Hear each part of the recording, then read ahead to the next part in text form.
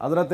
جعفر طیار جنگ موتا وچ گھوڑا زخمی ہو گیا نا، زید بن حارثہ شہید ہو گئے، جعفر طیار دے ہاتھ جھنڈا آ گیا تے گھوڑا بھی زخمی ہویا تے آپ تھلے اترے نا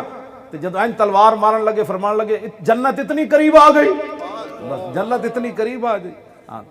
حضرت جعفر طیار دا بازو کٹ گیا، حضور مسجد نبوی شریف وچ بیٹھے سن تے اتنے شام وچ جنگ ہو رہی سی تے حضور فرما رہا جعفر طیار کا بازو کٹ گیا دایا، جھنڈا انہاں بائیں چک لیا، پھر بایاں کٹیا، اے دونوں جتنے بازو بچے سن نا آپ نے جھنڈا اینج کر لیا، اسلام دا جھنڈا نہیں دینا، دسواں بازو بھی بندر اے بھی کٹ جائے اے بھی کٹ جائے، جھنڈا اسلام دا پھر اینج مدہ کر لے۔ حضور نے فرمایا اب جعفر طیار بھی شہید ہو گئے،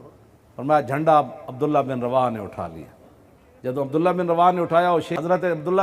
بن رواحہ درباری حضور دے شاعرن جب فرمایا تو فرمایا اپنے آپ کہنے لگا مرنا تو آج ہے نا، کسی نہ کسی دن تو مرنا ہے، آج بہتر ہے آج مار۔ پھر آپ شہید ہو گئے، عبداللہ بن رواحہ بھی شہید ہو گئے، حضور نے فرمایا عبداللہ بن رواحہ بھی شہید ہو گئے، اب جھنڈا خالد بن ولید نے اٹھا لیا۔ 3000 دے مقابلے 3 لاکھ سن رومی، عقل چاندی ہے گل، 3 لاکھ ہو سن تے صحابہ 3000 سن، 1 لاکھ دے حضور مقابلے بھیجا سی، کیسر روم نے 2 لاکھ فوج اور بھیر دیتی، رستے صحابہ مشاورت کی تھی، حضور نے اطلاع دیتی جائے، فرمایا نہیں یار 2 ہی گلان، یا مر جا کے شہید ہو جاواں گے یا مار دیاں گے غازی آ جاواں گے، حضور نو کیوں تکلیف دینی۔